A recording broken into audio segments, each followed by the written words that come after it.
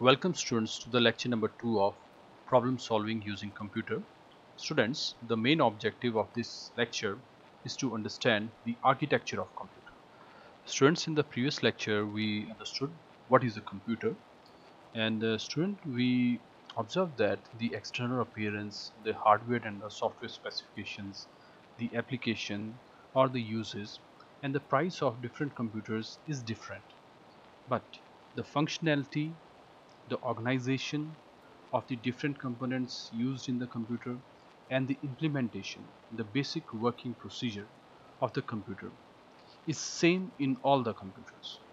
Students, the rules on the basis of which a computer is designed, on the basis of which the various components of the computer are organized together, and the rules on the basis of which the various hardware components of the computer interact with each other is known as the architecture of the computer. Okay, students, the basic architecture of the digital computer was given by John von Neumann in 1945. John von Neumann was an Hungarian American mathematician, physicist, and computer scientist. The architecture given by John von Neumann is known as von Neumann architecture of computer. Students, before moving forward in this lecture, here is a question for you. Who is or are known as the fathers of computer, and what are their contributions in the field of computer science? Students, you can give your answers in comments or in message. Students, according to von Neumann architecture, all the computer systems perform 5 basic functions during their operation. Okay, these functions are: number 1 is to manage and coordinate all the devices and the operations of the computer. Second one is to take the instructions and the data from the user.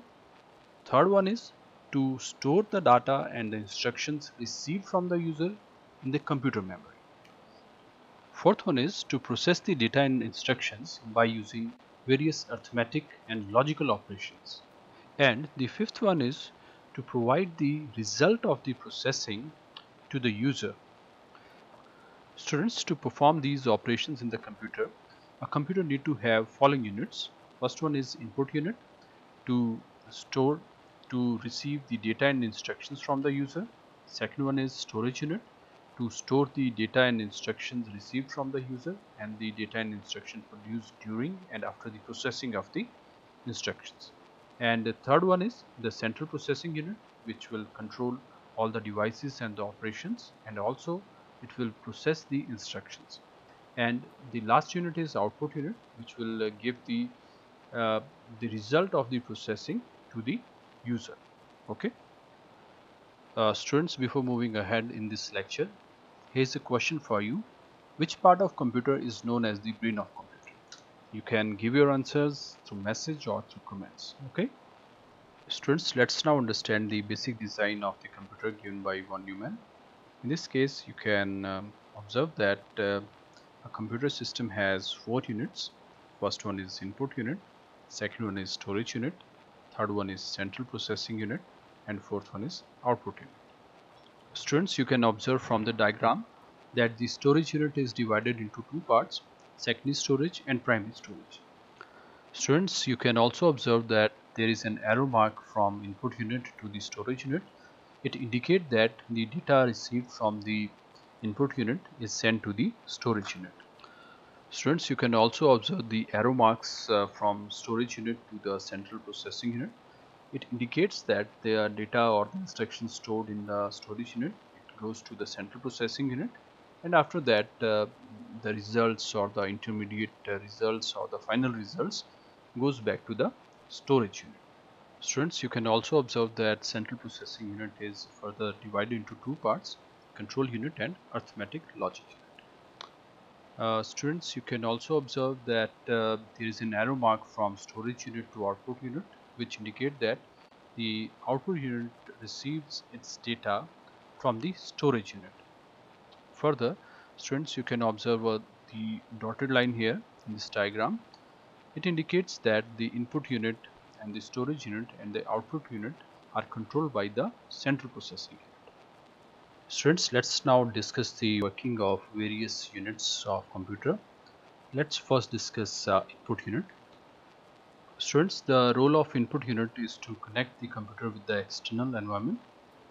The input units receive the data and instructions from the user, and after that this data or the instructions are converted into machine language with the help of various input interfaces.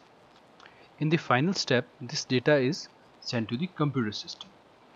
Students, the most commonly used input devices in computer are keyboard, mouse, scanner, webcam, joystick, etc.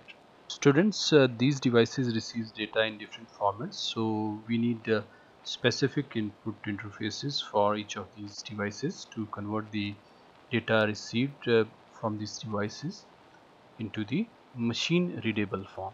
Okay. Students, let's now discuss output units. Students, the role of output unit is opposite to that of input unit. It accepts the results produced after the processing, and after that it converts these results into human understandable format, and for this it uses various output interfaces, and after the conversion into the human understandable format, the data is sent to the uh, external environment with the help of various output devices such as monitor, printer, plotter, speaker, etc. Students, let's now discuss storage unit or memory unit. Students, we know that the processing of data and instructions takes place in CPU, but CPU do not have, CPU has a very limited data storage capacity. It can only store the data or instructions which are processed at that moment. So we need storage unit which can store the data and instructions which are to be sent for CPU before processing, and we need storage unit to store the intermediate processing results, and we need storage units to store the final processing results before sending them to the output units, and also we need the storage units to store the data or the files for the future usage. Okay. Students, we have two type of storage units in computer. First one is primary storage unit and second one is secondary storage unit. Students, the primary storage unit of the computer is also known as the main memory or the primary memory or the internal memory of computer. Students, the data and instructions which we receive from the users stored in this memory, and after that it is sent to the CPU for processing, and during processing the intermediate results are also stored back to this memory, and also the final result produced after processing is stored in the primary memory. Students, the primary memory is made up of semiconductor material, so it is capable to transfer the data to the CPU at a very high speed. Okay. Students, we have further two types of primary memories. First one is RAM, which is known as random access memory, and second one is ROM, that is read-only memory. RAM is a volatile memory. It means its data gets erased when we switch off the computer, and ROM is non-volatile memory, that is it is permanent. Its data do not get erased when we switched off the computer. Students, there are a few points that you should keep in mind regarding primary memory. The storage capacity of primary memory is limited, and also the cost of storage of data in primary memory is quite high. Students, let's now discuss secondary storage memory. Secondary storage memory is also known as the permanent memory or the external memory or the auxiliary memory. Students, the secondary memory is non-volatile in nature. It means it can store data after switching off of computer. Students, the secondary storage unit or the secondary memory is used to store the data for the future use. Students, the data transfer rate of secondary memory is much slower in comparison to the main memory. So the data transfer from secondary memory to the CPU do not take place directly. It takes place through the main memory. Students, the most commonly used secondary storage devices are magnetic disk, pen drive, CD, DVD, magnetic tape, etc. Students, let's now discuss the central processing unit. Central processing unit is the main part of the computer. It is also known as the brain of the computer.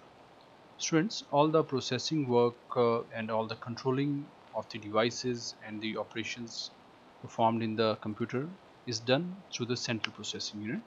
And for performing these tasks, we divided the computer into, or the CPU into, two parts. First one is arithmetic logic unit, and the second one is the control unit. Students, the arithmetic logic unit, or the ALU, to perform the processing of the data or instructions received from the user, and for this it perform various arithmetic operations such as addition, subtraction, multiplication, division, and it also perform various logical operations during processing such as less than, greater than, less than equal to, greater than equal to, etc. And some of the other operations that are performed during processing of the instructions are AND, OR, NOT, shift left, shift right, etc. Students, the computer perform these operations at a very high speed. Students, the control unit, or the CU, it acts at the central nervous system of the computer, and through this all the operations and all the devices of the computer are controlled. For example, it controls the input devices to send the data to the computer. It assigns the memory locations to store the data received from the input devices. It also assigns the memory locations to store the intermediate results produced during the processing. It also provides the locations to store the final results produced after processing, and it also controls the output devices through which the output will be sent to the user.